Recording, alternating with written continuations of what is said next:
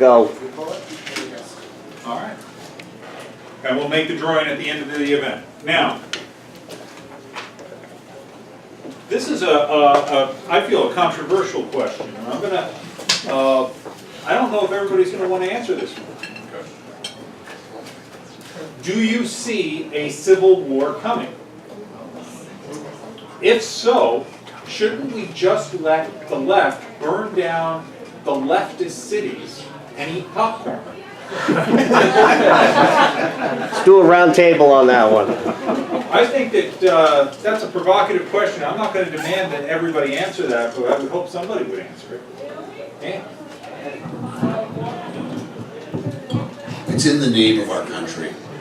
We are meant to be states united, not states unified. We have this idea that every state can be a laboratory for democracy, an engine so that we're figuring out how things actually work. When we passed Romney Care in Massachusetts, okay, whatever else you think about it, they passed it in Massachusetts, where the average income at the time was $79,000 a person. That doesn't make it right for Mississippi, where the average income is $39,000. Now you know what? If Romney Care worked, if it made Medicaid work, if it made Medicare costs go down, if it made healthcare work better, New Hampshire would be knocking on our door to join up. Maine would be coming in. We wouldn't let Maine in because of their problem, but no. More people would sign up. That was the whole point of the issue.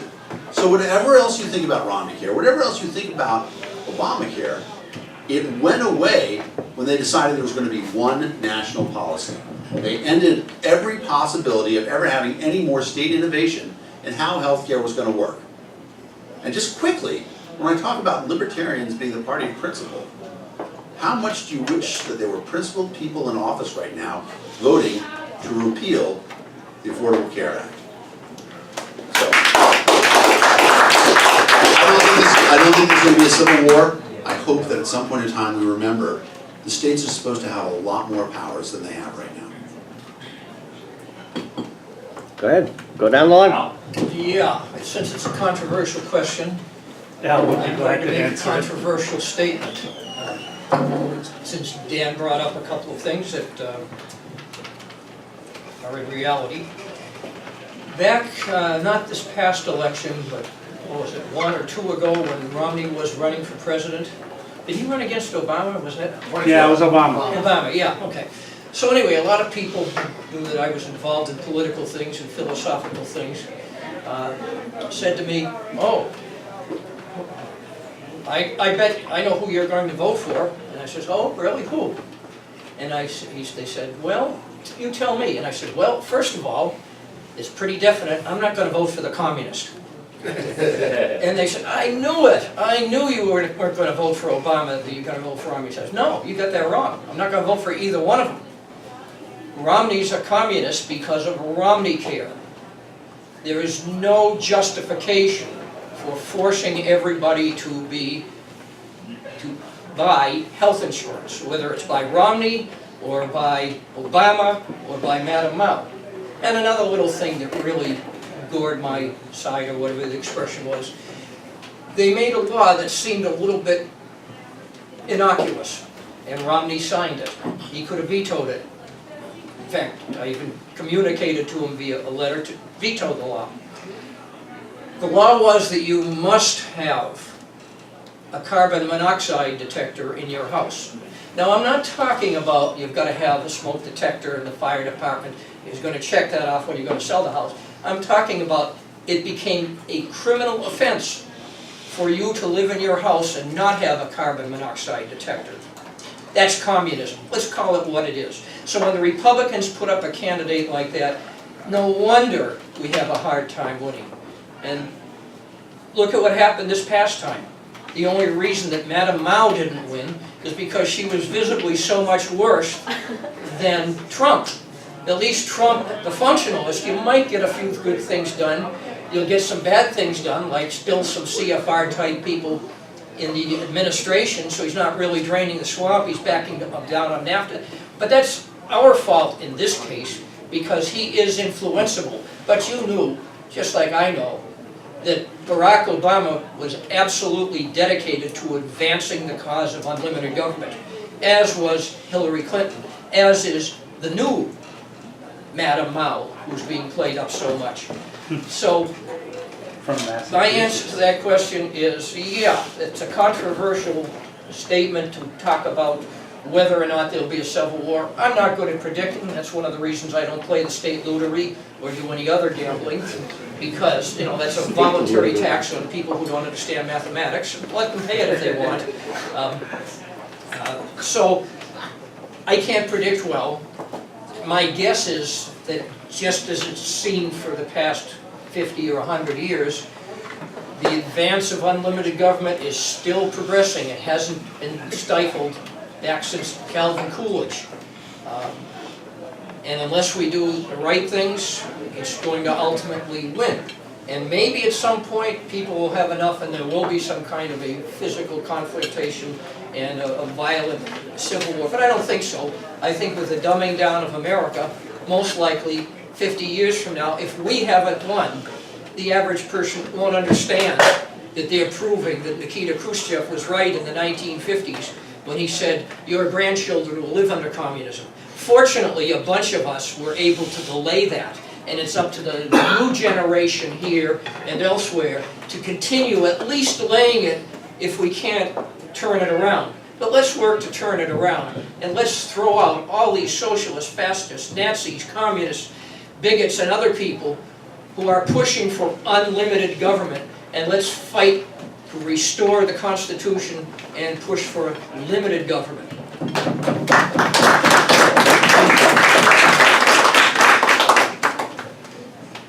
All right.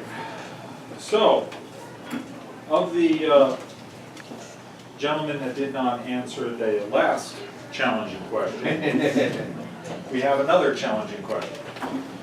Yes.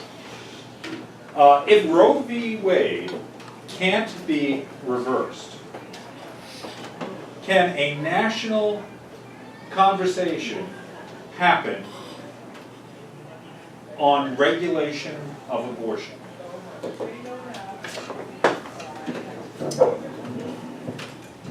you want to go first, Dan? Go ahead. Okay.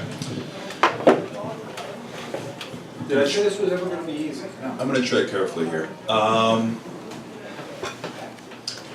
Trying to tread really carefully because I know it's a very divisive issue, but I think the answer to the question of whomever asked it, the answer is yes. Article 5, I forget the exact amount of states, I believe it's 2/3 of states have to call for an Article 5 convention to rewrite the Constitution.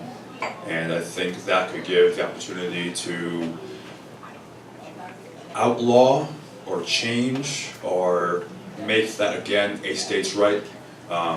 Personally, I think, so despite my personal opinion of abortion, I think that should be a state right. There is no power delegated to the federal government in the Constitution, Articles 1 through 7, that says that is a federal government right. That is purely a state right per Amendment 10. So that's what I think about it. Well, I'm 100% against abortion in any case. I believe it to be a human rights issue, not a states' rights issue. I'm of the belief that the federal government has no business legislating such a thing. However, I do believe that power was given to the states, as much as it pains me to say. And I do not think that my personal opinion should be ruling over every other individual. That would be against my beliefs, and would put me in conflict with myself. So I'm going to have to say that in that case it needs to be left at a state level to decide, just as I believe that it should have been a state level decision on marriage and other things of that sort. I want a piece of this one. Okay. So I'm going to argue that there is a federal statute that covers this, and it's the Fourth Amendment. Your right to be free from unreasonable search and seizure. Thank you. If you don't believe that technology is going to bring around the ability for people to do their own abortions, you're living in a dreamland. It exists now. All that, exactly, all that stuff is coming around there. So imagine this scenario. If you know any person, any family that's had a miscarriage, It is among the most traumatic things that can happen to them. It is the death of the baby that they thought they were going to have. Now imagine this scenario, a young couple, and they've had a miscarriage, and then there's a knock on the door. It's the abortion police. We know that you are pregnant and that you're not now. We have to inspect your vagina. Is that what we're talking about? Is that the level that we want to authorize police action, invasion of people's privacy? I firmly believe that we should educate people to the sanctity of life, that we should recognize the fact that science gets better and better. You want to talk about viability? Okay. I said science is going to make abortion easier. Science is going to make viability be 1 month at some point in time. When we get to that point in time, it's not a question of science. It's a question of your right to be free from unreasonable search and seizure. So I do believe that there is a federal statute. Let people advise what they want. I'll go with Ron Paul on this. We are never going to fix this through laws. We are only going to fix it through the content of our character. Okay, gentlemen on the panel, I think you're missing one of the most important questions on this subject. Dan, I agree with you a lot that we shouldn't be putting our beliefs on other people. But what about the issue of tax dollars being used to fund abortions? Certainly. That's, I think, what most people, like Dan and myself, are opposed to, is our hard-earned money being taken from us by the government and then used for something that we oppose. And let me back up what he's saying also is that what we tend to forget here is we tend to focus on what is the law, and we tend to concentrate on this concept of Roe v. Wade, meaning, oh, we have a constitutional right now to abortion. There is nothing in the Constitution that says that. There's nothing in there.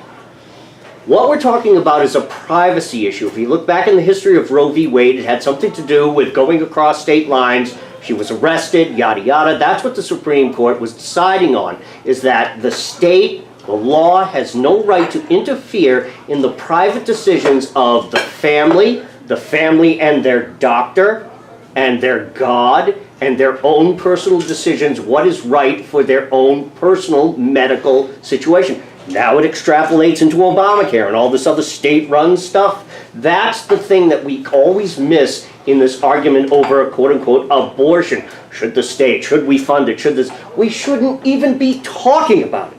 This is a private family matter, and it has nothing to do with any laws, any advocates, either for or against. Even those people need to go away. This is a private thing between the woman, her husband, her family, her doctor, and God. That's it. And pay for it yourself. And pay for it I yourself. agree with Chris. Get government out of paying for everything.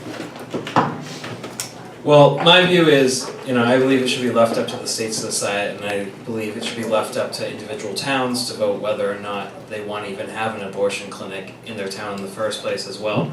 And I believe that there should be no government funding going to these abortions because, let's be honest, Planned Parenthood is not this good organization. It's a lobby group. They lobby, they pick their candidates, and they give however much they want to whatever candidate they want. They have more freedom than we do. We can only give a certain amount of money to certain candidates. We believe that Planned Parenthood, they have a blank check. They can support whoever they want, run ads wherever they want, however long they want, and we're essentially paying for it. So honestly, that's my biggest thing, is getting the government the hell out of it so I can stop paying for these ads that are pro-Hillary Clinton or pro-Elizabeth Warren and get the endorsement from Planned Parenthood. I don't want to pay for that. You don't want to pay for it. I think even people who are for abortions don't want to pay for that as well.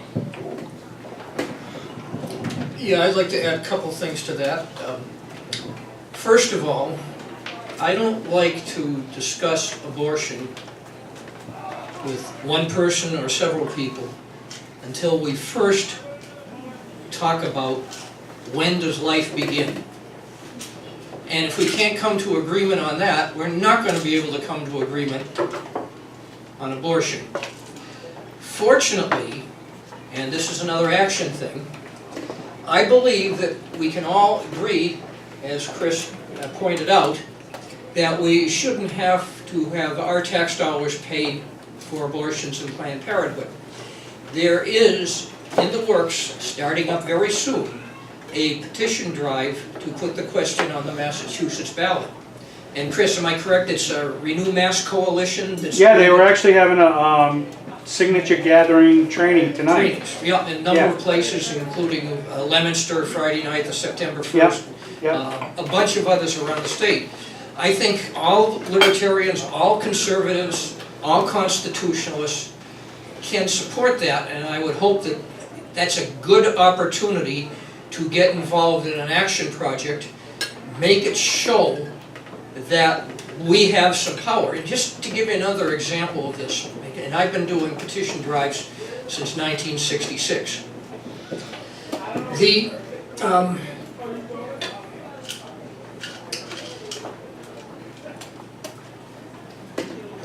One of the disadvantages of getting old is once in a while you get a little brain freeze.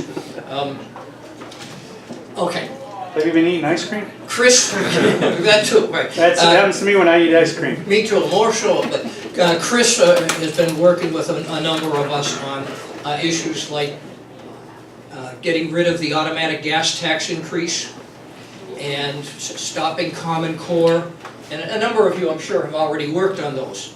And what happened was we built a set of volunteers throughout the state, way beyond whatever we had before when we had petition drives. When we had the petition drive to repeal the income tax, it was mostly the Libertarian Party and a lot of hard work by some of our leaders in the party like Carla Howell. But now we actually have an infrastructure of people who can get any good question on the ballot. Now, of course, what happened with Common Core is the corrupt Massachusetts Supreme Judicial Court, after we'd gotten all the signatures and got it ready to go, ruled in a lawsuit that was, a set-up one, that it couldn't be, so we didn't have that to vote on. But we now can get this on the ballot, and I hope everybody participates in that. To give you another example of that, the Boston Olympics. Now, I don't know about you, but I like Olympics. It'd be fun to be able to have the Olympics in Boston or Worcester or any other place around here. But you got to stop and think for just a moment. If you look at the results in all the past Olympics, there's these huge cost overruns. And it was quickly pointed out by a number of people, including some good state legislators like Jeff Deal, that it would probably cost us, the taxpayers, an extra $10 billion if we had the Olympics in Boston. So what happened was the Libertarian Party and the United Independent Party and some of the good Republicans like Jeff got together with groups that had already built this infrastructure, and we were going to stifle the Olympics by getting a question on the ballot. The other side knew we could do it. And so what happened was Governor Baker and Mayor Walsh, who had initially been in favor of it, when they found out that we could do this and it would turn badly for them, they decided that, we're going to save the taxpayers $10 billion, and now they've been trying to claim that they're the ones who made sure we wouldn't have the Olympics here and cost the taxpayers money. Typical corrupt politicians. So I encourage you to get involved in the ballot questions that come up. Help become part of the infrastructure of volunteers who get the signatures and show the unlimited government advocates that we have the power to put anything on the ballot we want, even if they turn around and cheat with the Supreme Judicial Court. That's the kind of activist thing we could do. And so this is a good opportunity for all of us, regardless of our final determination of how we feel on abortion. Let's stop the funding of Planned Parenthood. Let's get that question on the ballot. So, continuing our difficult questions that make everybody feel a little uncomfortable. How do you feel we should be dealing with immigration? Do you believe it would hurt us having new immigrant voters enter the country? Do you believe that we can appeal to them with libertarian principles?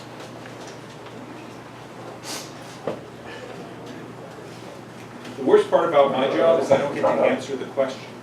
We'd like to have you answer one of them. You're good at it. I have often talked about immigration, and I've often expressed that ever since we decided on having the eagle be our symbol, that the stork has been mad at us, and that there are Americans born in other countries.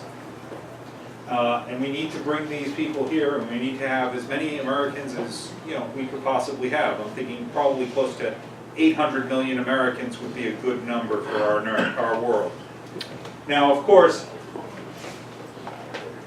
I believe that we need to have an orderly process. We need to make sure that we're not bringing in war criminals and monsters, but we need to bring in everybody who wants to be the best at whatever it is that they want to be, whether it's making feta cheese or building superconductors, or they want to build just a great family because that's what they want to do. And I think that there's a place in America for all these people, and I think that this is the best way to do it.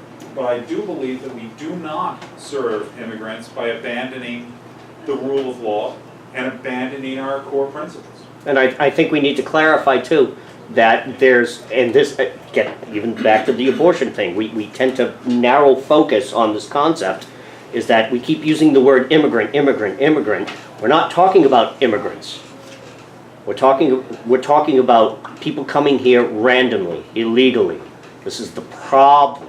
There are countries around the world that have very, very incredibly strict border control laws. Yet somehow when we adopt them, we're the racist Nazi country. Whereas nobody says anything about Slovenia or Russia or China or even Mexico, who has an incredibly strict border control on their southern borders. But yet somehow here in America, people pouring across the Rio Grande, somehow we label them as immigrants, and they're not. So we need to dissect, or we need to divide ourselves from the concept of real immigrants, people, like Matt said, people who want to come here and be Americans, and people who just showed up last Friday across the Rio Grande. Go ahead. When I visited the Ronald Reagan Museum out in California, they had some quotes from Ronald Reagan in some of his speeches, and he had a phenomenal speech about the apple growers, that they didn't have enough people to pick their apples, and so they set up a program and they let immigrants come in legally with a green card or whatever it was temporarily to pick the apples and then go home. And that worked out really, really well. And when I had my factory, we hired people who had moved here from Brazil legally. We hired, my favorite story was this fellow Chick. He was from Syria, and he came here, and I worked in the factory at the time, and we would play chess at lunchtime. Very smart guy. He ran the cold press. In fact, I like to say he ran 4 cold presses because he ran around between all of them so fast. And he was well worth his $18 an hour. Good guy. And then when he saved up his money, he brought his wife and son over.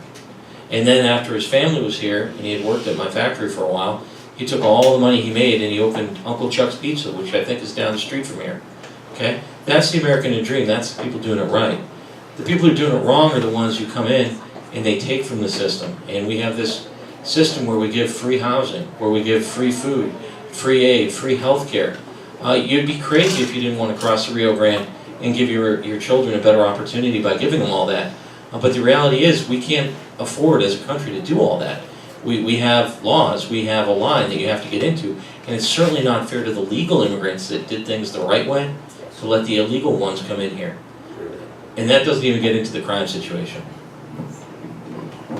I think before we even talk about illegal and immigration, I think it's important to address something that's brought up a lot, especially in college, is this idea of open borders and how that's a viable option. It's not currently, for this reason.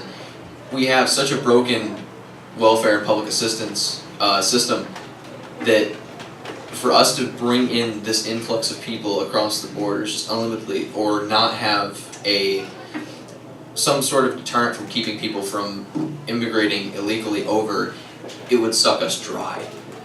We are not in a system right now where we can viably continually allow people to just pour over our borders. So before we can even talk about that, we need to be able to fix the system. And then after that, we can begin gradually letting more and more people come in. And if that leads to an open borders policy, by all means fine, but we do need to be vetting these people, in my opinion, and we need to be making sure that, much like I'm in agreement with Donald Trump, that we're only bringing over the best. A lot of people, especially on college campuses, make you go, oh, well, these illegal immigrants, they feel bad for them because they're fleeing from their country or not. honestly, I have no sympathy for them. And the reason why I have no sympathy for them is for the past 4 years, I've taught citizens who are my age of Bolivia English, civics, and how to come to the United States legally.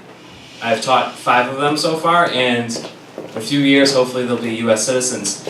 And, you know, inherently, people from Latin America and South America, they're very traditional Roman Catholics. You know, they're very conservative in beliefs, and unfortunately, when they do immigrate to United States, you know, statistics show that they become Democrats just because that's what they hear everyone else is becoming. And, you know, unfortunately, the illegal immigrants, like Dan said, they come over here and they just get everything paid for. They get free housing, you know. It's unsustainable.